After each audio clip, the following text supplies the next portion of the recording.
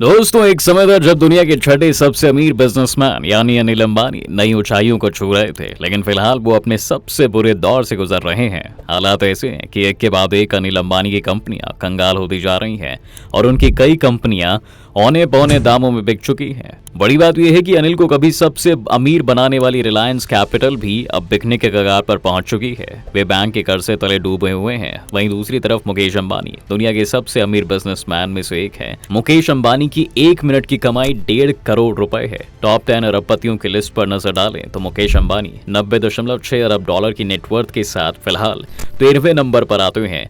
अब सवाल यह है कि एक भाई अमीर होता चला गया और दूसरा गरीब। अनिल अंबानी से कहां गलती हुई और दोनों भाइयों के रिलेशन का बिजनेस पर क्या इफेक्ट पड़ा, चलिए जानते हैं इस वीडियो में।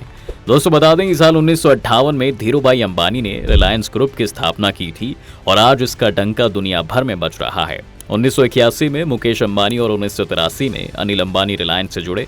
लेकिन साल 2002 में धीरूभाई के निधन के बाद देश के इस बड़े कारोबारी घराने में बंटवारा हुआ और साल 2005 में धीरूभाई के दोनों बेटों के बीच कंपनियों को बांटा गया। बड़े बेटे यानी मुकेश अंबानी को पुराने बिजनेस से ही सेटिस्फाइड होना पड़ा और उन्हें रिलायंस ग्रुप का चेयरमैन बना दिया गया, जिनमें पेट्रोकेमिकल, टेक्सटाइल, रिफाइनरी, तेल, गैस कारोबार शामिल थे। तो वहीं छोटे बेटे अनिल अंबानी के खाते में नए जमाने के बिजनेस आए। उन्हें टेलीकॉम, फाइनेंस और एक एनर्जी बिजनेस सौंपा गया। रिलायंस ग्रुप का बंटवारा होने से पहले तक मुकेश और अनिल की ज्वाइंट नेटवर्थ 7 अरब डॉलर थी। लेकिन इसके बाद दोनों के बीच झगड़ा हुआ और दोनों ने अपने अपने रास्ते अलग कर लिए।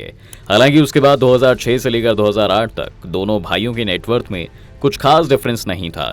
लेकिन 2009 में आर्थिक मंदी के बाद दुनिया भर में अमीरों की संपत्ति में गिरावट दर्ज की गई। मुकेश और अनिल अंबानी की संपत्ति में भी बड़ा डिफरेंस यहीं से आना शुरू हुआ था। एक तरफ अरबपतियों की लिस्ट में अनिल की रैंकिंग गिरती गई और मुकेश की रैंकिंग बढ़ती चली गई। 2008 में मुकेश 5वें और अनिल 6वें नंबर पर थे। लेकिन अब अनिल अंबानी तो अरबपतियों की लिस्ट से बाहर ही हो गए हैं। दोनों भाइयों के बीच का आपसी मनमुटाव भी अनिल की कंगाली का कारण बना। दोस्तों, जी हाँ, दरअसल दोनों भाइयों के बीच एक समझौता हुआ था और वो समझौता ये था कि मुकेश ऐसा कोई बिजनेस शुरू नहीं करेंगे जिससे अनिल को नुकसान हो। लेकिन 2010 में ये समझौता भी खत्म हो गया और 2010 में ही रिलायंस इंडस्ट्रीज ने 4,800 करोड़ रुपए में इन्फोटेल ब्रॉडबैंड सर्विस लिमिटेड यानी IBSL के 95% शेयर खरीद लिए। बता दें कि IBSL देश की पहली और इकलौती कंपनी थी जिसने देश के सभी 22 जोन में 4G ब्रॉडबैंड स्पेक्ट्रम फैला दिया था। दोस्तों, आगे चलकर इसी का नाम ही रिलायंस जियो पड़ा। मुकेश अंबानी ने 5 सितंबर 2016 को रिलायंस जियो लॉन्च किया और यहां मुकेश ने एक बिजनेसमैन की तरह सोचा और शुरुआत में कस्टमर्स को लुभाने के लिए कंपनी ने 6 महीने तक 4G डेटा और वॉइस कॉलिंग फ्री रखी। इसका रिजल्ट ये रहा कि रिलायंस जियो तेजी से बढ़ने लगी। Telecom regulatory authority of India यानी ट्राई के आंकड़ों के अकॉर्डिंग सितंबर 2016 में रिलायंस जियो के पास 1.5 करोड़ से ज्यादा कस्टमर्स आ गए थे। इस समय तो छोटे भाई अनिल के रिलायंस इन्फोकॉम कंपनी के मार्केट शेयर भी 8% से ज्यादा थे। लेकिन जैसे जैसे समय बीतता गया, प्राइस वॉर की वजह से अनिल की कंपनी के कस्टमर्स घटते चले गए और मुकेश की कंपनी के कस्टमर्स बढ़ते चले गए। Telecom regulatory authority of India यानी ट्राई की नई रिपोर्ट के अकॉर्डिंग फरवरी 2023 में जियो के नेटवर्क से 10 लाख नए कस्टमर्स जुड़े हैं, जिसके बाद कंपनी के कुल कस्टमर्स की संख्या 42.71 करोड़ पहुंच गई है। वहीं जितनी भी रिपोर्ट्स हैं या प्रैक्टिकल सिचुएशन को देखें तो रिलायंस इन्फोकॉम या रिलायंस कम्युनिकेशन का कोई फ्यूचर नहीं है। मार्केट में कोई इनोवेशन नहीं है, कोई स्ट्रैटेजी नहीं है। ऐसे में कह सकते हैं कि कंपनी खत्म हो चुकी है। अनिल की बाकी कंपनियों का भी यही हाल है। दरअसल अनिल अंबानी नए जमाने का बिजनेस मिलने के बाद भी कुछ खास कमाल नहीं कर पाए और आज उनकी कई कंपनियां दिवालिया हो गई हैं। वहीं दूसरी ओर मुकेश अंबानी ने अपनी सूझबूझ से कारोबार को बुलंदियों पर पहुंचाया और आज एशिया के सबसे अमीर इंसान है। अब आइए नजर डालते हैं दोस्तों कि अनिल अंबानी कहां गलती कर गए। अनिल अंबानी के पास टेलीकॉम, पावर और एनर्जी बिजनेस थे जो नए जमाने में सफलता की गारंटी माना जा रहा था। इन सेक्टर्स में वे देश का बड़ा खिलाड़ी बनना चाहते थे और इसके लिए उन्होंने कई योजनाएं भी बनाई। लेकिन उनकी कोई भी प्लानिंग एक्यूरेट नहीं थी। इस वजह से उन्हें फायदे की जगह भारी नुकसान झेलना पड़ा। बंटवारे के बाद उनके पास जो कंपनी आई थी उनके दम पर साल 2008 में अनिल अंबानी दुनिया के टॉप अमीरों की लिस्ट में 6ठे नंबर पर तो थे। लेकिन आज हालत ये है कि उनकी कंपनियां बिकने के कगार पर आ गई हैं।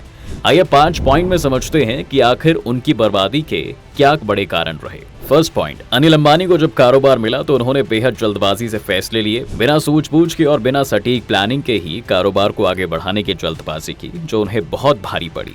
वे बिना तैयारी के एक के बाद एक नए प्रोजेक्ट्स पर रकम लगाते चले गए। सेकंड पॉइंट, अनिल अंबानी उस समय एनर्जी से लेकर टेलीकॉम सेक्टर का किंग बनने के लिए जिन नए प्रोजेक्ट्स में दांव लगा रहे थे उनमें लागत इतनी आ रही थी कि जितना अनुमान नहीं लगाया गया था और रिटर्न ना के बराबर मिल रहा था। जी हाँ दोस्तों, ये उनके फ्लॉप होने के बड़े कारणों में से एक माना जाता है। थर्ड पॉइंट, एक्सपर्ट्स के अकॉर्डिंग अनिल अंबानी के फ्लॉप होने के कई कारणों में से एक ये भी रहा कि उन्होंने कभी भी एक कारोबार पर पूरी तरह फोकस नहीं किया और वे एक से दूसरे बिजनेस पर जंप करते रहे। इम्प्लीमेंटेशन में खामी की वजह से उनके कई प्रोजेक्ट्स में बड़ा पैसा लग गया। फोर्थ पॉइंट, अनुमान से ज्यादा लागत होने के कारण उन्हें प्रोजेक्ट्स को पूरा करने के लिए एडिशनल इक्विटी और दुकानदारों से कर्ज लेना पड़ा। कर्ज का बोझ लगातार बढ़ता चला गया और जिन प्रोजेक्ट्स में उन्होंने कर्ज का पैसा लगाया उनसे रिटर्न भी नहीं मिल सका, इसलिए वो कर्ज के बोझ तले दबते चले गए। फिफ्थ पॉइंट, अनिल अंबानी के बिजनेस से जुड़े फैसले ज्यादा जल्दी पैसे कमाने या सक्सेसफुल होने की चाह में थे। इस दौरान उन्होंने नुकसान की तरफ ध्यान नहीं दिया। इसके अलावा वे हमेशा से कंपटीशन में बिना किसी स्ट्रैटेजी के कूद जाने में दिलचस्पी रखते हैं। इसके चलते कर्ज के बोझ और 2009 की ग्लोबल मंदी में उन्हें दोबारा उठने का मौका भी नहीं दिया। वहीं बात करें तो आरकॉम की सारी मुसीबतें खुद की पैदा की हुई नहीं है। दरअसल कंपनी की शुरुआत करने वाले मुकेश अंबानी ने सभी यूजर्स द्वारा इस्तेमाल की जा रही GSM यानी 2G की जगह CDMA टेक्निक चूज की थी और बाजार शेयर और सब्सक्राइबर्स बढ़ाने के लिए बहुत ही कम रेट्स की घोषणा कर दी थी। हालांकि अनिल अंबानी के रिलायंस इंफोकॉम या आरकॉम के पास जियो की तरह रिलायंस इंडस्ट्री जैसी कैश से मजबूत कंपनी का सहारा नहीं था। रिलायंस इंफोकॉम अपने पैरों पर खड़ी जरूर थी, लेकिन कर्ज के तले दबी हुई थी। Tech research firm Convergence Catalyst के फाउंडर चेत कोला का मानना है कि आरकॉम ने अमीरों की टेक्निक लेकर इसे गरीबों को सौंप दिया। CDMA बेस्ड नेटवर्क GSM के मुकाबले महंगे थे। आसान शब्दों में कहें तो यह बर्बादी का सीधा रास्ता था। आरकॉम का ARPU का पर यूजर एवरेज रेवेन्यू 80 रुपए था, जो इंडस्ट्री की एवरेज 120 से कम था। यहाँ दोस्तों, इस तरह से हर यूनिट पर कंपनी ने नुकसान उठाया और सब्सक्राइबर्स के बढ़ने के साथ साथ नुकसान भी बढ़ता चला गया।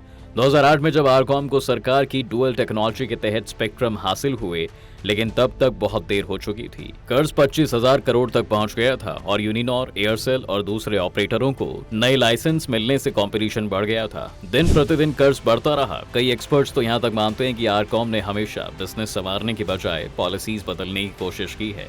मुकेश अंबानी ने भी अनिल की मदद नहीं की। आखिर में आरकॉम ने कई अनमोल पूंजियां बेचकर कर्ज चुकाने की कोशिश की। पुराना लोन चुकाने के लिए नया कर्ज लेना पड़ा और अब बस समय आ चुका था कि अनिल कंगाली की कगार पर पहुंच चुके थे।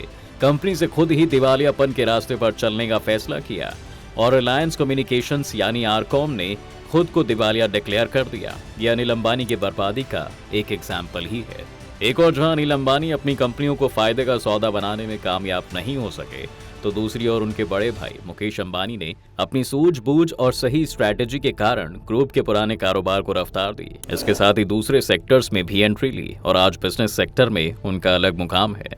फिलहाल वे एशिया के सबसे अमीर इंसान हैं। वहीं उनकी रिलायंस इंडस्ट्रीज 15 लाख करोड़ रुपए की मार्केट वैल्यू के साथ भारत की सबसे वैल्यूएबल कंपनी है। आज हम उनकी सफलता के पीछे के 5 कारणों की बात करेंगे, जिनके बारे में उन्होंने खुद कई मौकों पर बताया है। पहला कारण, बता दें दोस्तों कि पिता धीरूभाई अंबानी की दी गई सीख पर आगे बढ़ते हुए मुकेश अंबानी की सोच हमेशा दूसरों से अलग रही है। वो कहते हैं ना, एक कामयाब शख्स हमेशा भीड़ से हटकर सोचता है। यही खूबी उन्हें आज इस मुकाम पर पहुंचाने में हेल्पफुल रही है। उन्होंने टेलीकॉम इंडस्ट्री जियो के जरिए वो कमाल कर दिखाया जो दूसरे लोगों के लिए सपना था। ये उनकी अलग सोच का ही रिजल्ट था कि उन्होंने भारत के हर व्यक्ति के हाथ में मोबाइल फोन होने का सपना पूरा किया और इससे उनके कारोबार को भी रफ्तार मिली।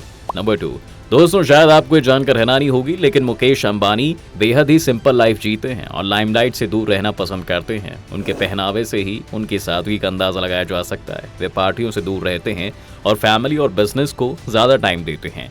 भले ही आज वे एशिया के सबसे अमीर इंसान हैं, लेकिन वे अपने रूटीन में किसी तरह का कॉम्प्रोमाइज नहीं करते। डिसिप्लिन की ये आदत भी उनकी कामयाबी के बड़े कारणों में से एक है।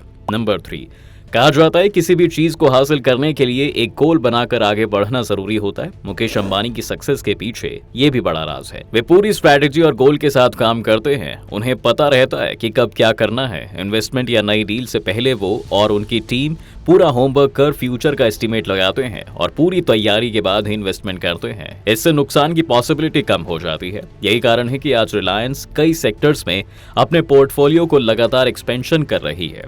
नंबर 4, मुकेश अंबानी ने कई मौकों पर कहा है दोस्तों कि इंसान कामयाब तभी होता है जब उस पर बड़े बुजुर्गों का हाथ हो। वह कभी भी अपने पिता और दूसरे ऐसे लोगों की बात को अनदेखा नहीं करते जिनसे उन्हें इंस्पिरेशन मिलती है। वे अक्सर अपने पिता की दी गई सीखों का जिक्र करते हुए कहते हैं कि आज इन्हीं की वजह से मैं इतना सक्सेसफुल हूँ। इसके साथ ही वो कहते हैं कि कामयाबी में आपकी पॉजिटिव थिंकिंग भी बड़ा रोल प्ले करती है। नंबर 5, दोस्तों, किसी भी कारोबार को आगे बढ़ाने में जितना जरूरी आपकी लगन और मेहनत होती है, इस सक्सेस में उतना ही इंपॉर्टेंट रोल आपकी टीम का होता है। मुकेश अंबानी भी अपनी टीम को लेकर बेहद कॉन्फिडेंट रहते हैं और इसे सक्सेस का क्रेडिट देते हैं। टीम अगर आपकी तरह ही मेहनती और पॉजिटिव थिंकिंग सोच वाली है तो आपका सफल होना पक्का है। तो दोस्तों, मुकेश अंबानी की तरह क्या आप भी सक्सेसफुल होना चाहते हैं? तो हमें कमेंट जरूर करें और वीडियो को लाइक, शेयर और चैनल को सब्सक्राइब करना ना भूलें।